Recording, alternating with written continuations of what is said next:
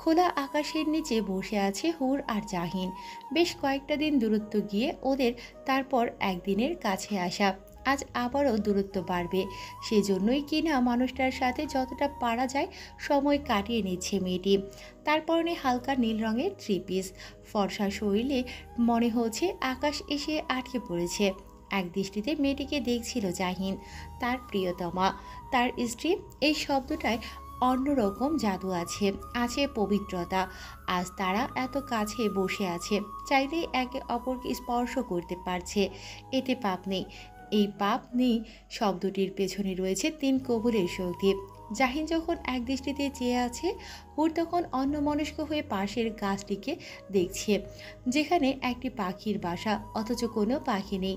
নিশ্চয়ই তারা বেড়াতে বের হয়েছে, ঠিক তাদের মতন। আচ্ছা, পাখিরও কি সুন্দর একটা সংসার হয়? হয়তো হয়, হুর সেভাবে ভেবে দেখেনি। আজ ভাবতে ভালো লাগছে, হয়তো মানুষটা পাশে আছে বলেই ভাবতে ভালো লাগছে।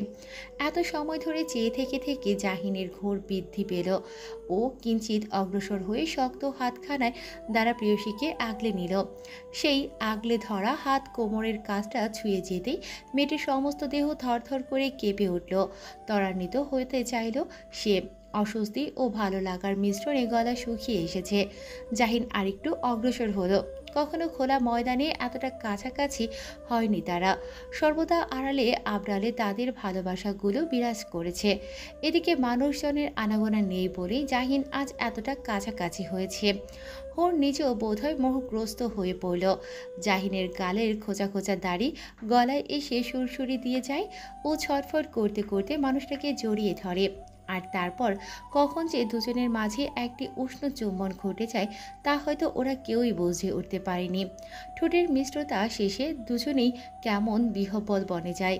জাহিন ঈষৎ ব্যস্ত হয়, তার যেন কি হয়েছে। সারাক্ষণ মেয়েটাকে ভালোবাসতে ইচ্ছে করে, আদরে আটকে রাখতে ইচ্ছে করে। তাই এই খোলা ময়দানে নিজের ভালোবাসার প্রকাশ করে ফেলেছে সে। হুর একটু আতঙ্ক বোধ করল, সেটি লক্ষ্য করে জাহিন বলল, সরি, আমি আসলে বুঝতে পারিনি।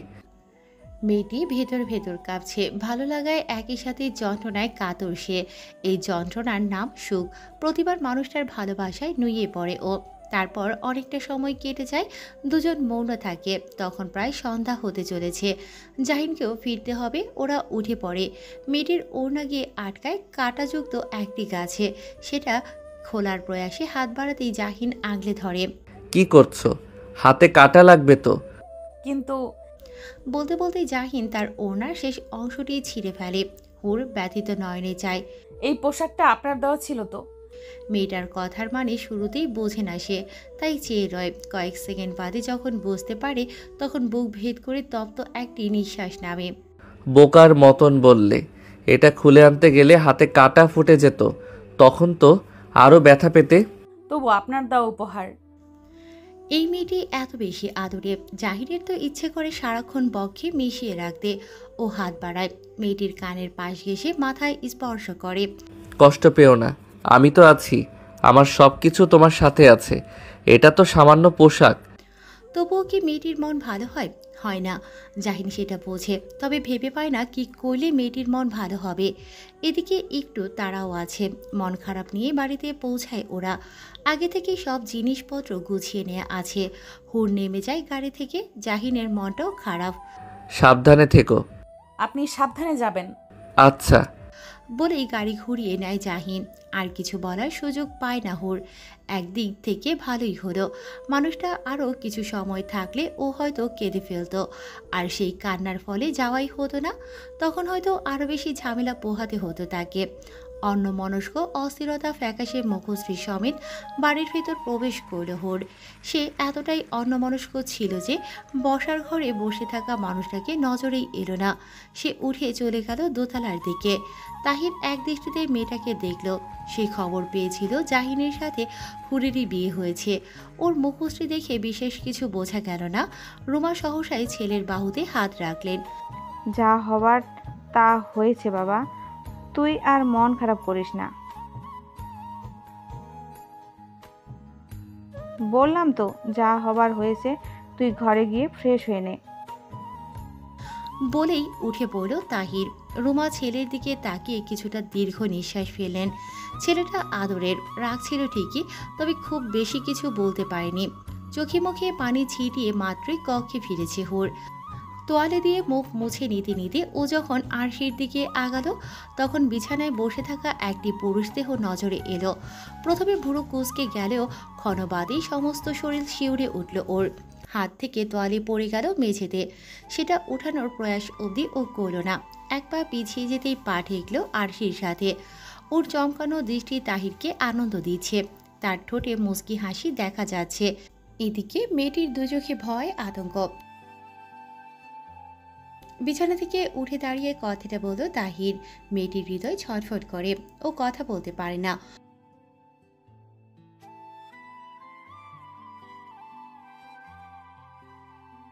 বলতে বলতে কাছে চলে আসে তাহির। হুরের কান্না পায়, তবে গলা দিয়ে কথা আসে না।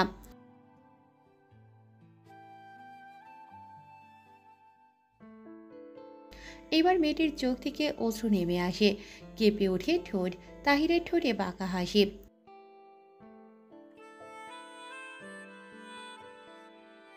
বলতে বলতে মেয়েটির গাল স্পর্শ করে তাহির। ভয়ে এবার দু চোখ ভেঙে জল নামে মেয়েটির। ও কথা বলতে পারে না, শুধু চেয়ে থাকে ভয়ার্ত দৃষ্টি নিয়ে। সেও কক্ষ আর কে বসেছিল হুর। তখনই দরজায় নখ পড়ে। ও কথা বলে না, মৌন থাকে। ভয় বিছানার সাথে লেগে যায় পিঠ। দু চোখ ভিজে অশ্রুতে। তাহিরের বলা কথাগুলো কানে এসে বাজতে থাকে। সম্পর্ক ভাঙার রিমঝিম শব্দ ভেতরটাকে দহন দেয়, কম্পন ধরে শরীরে। তবুও ওঠার সাহস পায় না, এমনকি কথাও বলে না। বসে থাকে হাঁটুতে মুখ গুজে। এবার দরজায় নখের সাথে সাথে বেজে ওঠে কণ্ঠটাও। হুর, দরজাটা খোলো, খোলো প্লিজ, আমি এসেছি, খোলো প্লিজ। শব্দগুলো কানে পৌঁছানো মাত্রই মেয়েটার বুকের ভেতরে থাকা ভয়ের দল আরো বেশি করে আন্দোলন করে। ও কয়েক মুহূর্ত দ্বিধায় ভোগে। তারপর দ্বিধা ভেঙে ছুটে আসে দরজার কাছে। ত্বরান্বিত হয়ে দরজা খুলতেই দেখতে পায় মানুষটাকে। মেয়েটি নিজেকে ধরে রাখতে পারে না, লুটিয়ে পড়ে সেও মানুষটার বুকে। শক্ত হাতে চেপে ধরে শার্ট। এই আলিঙ্গন জাহিনের হৃদয়কে স্পর্শ করে যায়। মেয়েটি অবলম্বন চাচ্ছে এক টুকরো ভরসা। জাহিন তা পূর্ণ করে। দুহাতে মেয়েটিকে জড়িয়ে নেয়, আদুরে ভাবে বলে, এই বোকা মেয়ে, দরজা আটকে ছিলে কেন? জানো ভয় লাগছিল। আসলে মেয়েটা বোকা। বোকা না হলে এভাবে দরজা লাগিয়ে বসে থাকতো না। তাহিরের বলা কথায় সম্পর্ক ভাঙার ভয়ে কান্না করতো না। জাহিনকে শান্ত করতে আদরের সাথে মাথায় হাত বুলিয়ে দেয়। কান্নাকাটি করে চোখ ফুলিয়ে ফেলেছো, দেখি তো। বলেই মেয়েটির মুখশ্রী দু হাতের তালুতে নিয়ে আসে। তখনও কাছে বোকা মেয়েটা। জাহিন মুগ্ধ নয়নে দেখে। এই মেয়েটাকে কাঁদলেও যে ভীষণ সুন্দর লাগে। তবে এই কান্নাটা যে ও বেশি সময় সহ্য করতে পারে না। তাই কান্না থামাতে দু হাতের তালু দ্বারা গালে জমে থাকা নোনা জলের বিন্দু মুছে দেয়। কিছুটা শক্তভাবে বলে, আবার কাঁদলে ঠাস করে চড় লাগাবো। কেঁদে অস্থির বাচ্চাদের মতন করলে চলে? মেয়েটি তখনও কিছু বলে না, চেয়ে থাকে মানুষটার মুখশ্রীর পানে। এই মুখশ্রীর মানুষটাকে ধীরে ধীরে সে অন্তরে লালন করতে শুরু করেছে। প্রকৃত ভালোবাসায় সামিল করে চলেছে। তার অন্তরে শুদ্ধতা দিয়ে আলিঙ্গন করেছে। কিন্তু সেটা যদি ভেঙে যায়, এই ভয়েই তো ওর অন্তর কাঁপে। কেঁদে ফেলে পুনরায়। জাহিন ফ্যাল ফ্যাল করে চেয়ে থাকে, হতাশ হয়, তবে মুখশ্রীতে কোনো বিরক্তি রাখে না। একদম নিরলসভাবে আরও একবার চোখের পানি মুছিয়ে দিতে দিতে বলে, কান্না কেন করো? কান্না যদিও থামছে না, তবে মুখ খুলে মেয়েটি। ওর হাত দুটো তখনও মানুষটার পিঠ খামছে আছে। ভাঙা ভাঙা কণ্ঠে ও বলে, আমাকে ছাড়বেন না কখনো, কথা দিন কখনো ছাড়বেন না। কথা দিলে কান্না থামবে? জানি না, আমাকে ছাড়বেন না বলেন। কাঁদতে কাঁদতে হুর চাতক পাখির মতো চেয়ে থাকে। উত্তরে তৃষ্ণায় বুক ভারী হয়। ওর এমন মুখশ্রী জাহিনের হৃদয়কে শান্ত করে। ও এইটুকু বোঝে মেয়েটি তার প্রতি আসক্ত হয়েছে। মিছে মিছে ভয় পাচ্ছ? আমি তোমাকে কেন ছাড়বো? 3 কবুলের শক্তি এত কম নয় হুর। দেখো, তোমাকে ছেড়ে যেতে মন সায় দিচ্ছিল না, তাই তো চলে এলাম। বলো তো, আমার কোনো আচরণে তোমার মনে হয়েছে তুমি শুধু আমার প্রয়োজন? বলো, মনে হয়েছে এমন কিছু? আমি তো তোমাকে শুধু প্রয়োজনে বিয়ে করিনি হুর, তোমাকে প্রিয়জন করতে চেয়েছি, অন্তরে জায়গা দিতে চেয়েছি, তোমার অন্তরে নিজের জায়গা করতে চেয়েছি। আমি কি তোমার অন্তরে নেই? শেষ প্রশ্নে হুরের কান্না থামে। ও চমকায়। দৃষ্টি ঘুরে এদিক সেদিক। জাহিন তার শক্ত হাতে পুনরায় মেয়েটির গল স্পর্শ করে। বলো, তোমার অন্তরে আমি আছি নাকি নেই? এই ছোট্ট প্রশ্নের জবাব ছোট্ট অর্থেই দেওয়া সম্ভব, তবুও মেয়েটি দ্বিধায় ডুবে। মিথ্যে জবাব দেবে না সে, তাই চোখ বন্ধ করে অন্তরকে প্রশ্ন করে এই মানুষটার স্থান নিয়ে। উত্তরটি মিলে যায় তখনই। এই মানুষটার স্থান তার অন্তরে রয়েছে। যে মানুষটাকে দু চোখে হারায় সে, সেই মানুষটার স্থান তো অন্তরে থাকবেই। ও চোখ মেলে যায়, চোখে তখনও বিন্দু বিন্দু জল। হাতের বাঁধন আরো বেশি শক্ত করে ও। মাথা থাকে প্রিয় স্বামীর বুকে, জবাবে বলে, আপনি আমার অন্তরে আছেন, সব সময় থাকবেন, কোথাও হারাবেন না। ঠিক এই জবাবটি চেয়েছিল জাহিন। ও আলগুছে মেয়েটির মাথায় হাত রেখে আদরে স্পর্শে বোধ হয়ে যায় মেয়েটি। জাহিন চায় না তাদের এই সুন্দর মুহূর্ত আর কোনো তৃতীয় ব্যক্তির আগমন হোক, তাই সে চুপ থাকে, কোনো প্রশ্ন করে না, বরং ভরসা দেয়। বোঝায় তার হৃদয়ে মেয়েটির বিস্তার ঠিক কতখানি। সেদিনটা ভালোভাবেই কেটেছে হুরের। ভালো লাগছে না অজুহাতে সে ঘরেই ছিল। জাহিন নিজেই খাবার নিয়ে এসেছিল। রাতের খাবার খেয়ে সে আর বের হয়নি। প্রিয় স্বামীর বক্ষে মাথা রেখে শান্তির ঘুমটি দিয়েছিল। ওদিকে তাহির নামের অভিশাপটি ভেতরে ভেতরে চলছিল। শুভ্র সকালে পৃথিবীর বুকে আলো পৌঁছানো মাত্রই তার দরজায় নখ পড়ল। ভ্রু কুঁচকে দরজা খুলতেই দর্শন ঘটল জাহিনের সাথে। জাহিন অধরে হাসি রেখে বলল, ভেতরে আসি? তাহির মানা করল না, সরে দাঁড়াল। এতে ধীরে ঘরের ভিতরে প্রবেশ করল জাহিন। ঘরের উপর রাগ উঠিয়েছ মনে হচ্ছে। চারপাশে নজর বোলাতে বোলাতে বলল জাহিন। তাহিরের মাথা সর্বদাই উত্তপ্ত, সে হুটহাট যে কোনো কাজ করে বসে। এবার ও তার ব্যতিক্রম হলো না। রাগে কটমট করতে করতে ও বলল, যেন কিছু বোঝেনি এমনভাবে তাকালো জাহিন। তাহিরের রাগ আরো বৃদ্ধি পেল। ও এগিয়ে এসে বরাবর হলো। জাহিন কিন্তু একটুও রাগল না, ও বরং শান্ত সুরে বলল, তোমাকে জ্বালাতে কেন আসবো? বরং তুমি আমার হবু স্ত্রীকে নিয়ে পালিয়ে গিয়েছিলে। শুনেছি সে নাকি তোমায় ধোঁকা দিয়েছে। নীরবে আঘাত করায় বরাবরই পারদর্শী ছেলেটা। তাহিরের রাগ ক্রমশই বৃদ্ধি পায়, তবে সেটা প্রকাশ করে না। ও বরং বলে,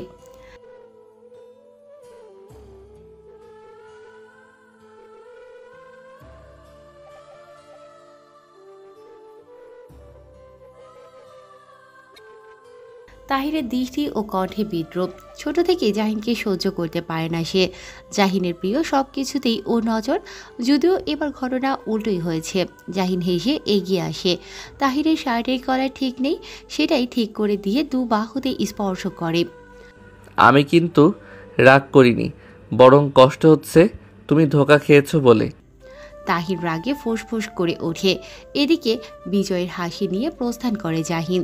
ফিওনার সাথে ওর বিয়ের বিষয়টা ছিল ছোট্ট একটা গেম, যা তাহির টেরও পায়নি। তাহির থাকাকালীন সময়ে হুরের সাথে ওর বিয়েটা অসম্ভব হয়ে উঠত। তাই ফিওনার সাথে বিয়ের নাটকটা করে সে। তাহির ভেবেছিল তার জালে পা দিয়েছে ফিওনা, অথচ বিষয়টা ছিল উল্টো। ফিওনা নয়, বরং তাহিরই জালে পা দিয়েছিল। যেই জালটা ছিল স্বয়ং জাহিনের। ও এমনই, রাগ দেখাবে না, উঁচু গলায় কথাও বলবে না, নীরবে নিজের কাজটি করে ফেলবে, অথচ শত্রুপক্ষ টেরও পাবে না। সকালের নাস্তাটি নাকচ করার কোনো উপায় নেই। জাহিন বুঝে হুরের অস্বস্তি হয়, তবুও চায় মেয়েটি স্বাভাবিক হোক, সেটাও নিজ থেকে। একই সাথে উপলব্ধি করুক তিন কবুলের শক্তিকে। রুমার সাথে গত রাতে কথা হয়েছে, তিনি জানিয়েছেন তাহির নিজের ভুলটি উপলব্ধি করতে পেরেছে। তাছাড়া ওই মেয়েটিও তো ধোঁকা দিয়েছে, এর কারণটি অবশ্য কেউ জানে না। সব শুনে জাহিন স্বাভাবিকই থেকেছে। ও চাচ্ছে না তাহির কিংবা হুরের সম্পর্কের কথাটা আর কোথাও জানাজানি হোক। এমনটি হলে হুরকে হয়তো পরবর্তীতে ছোট হতে হবে।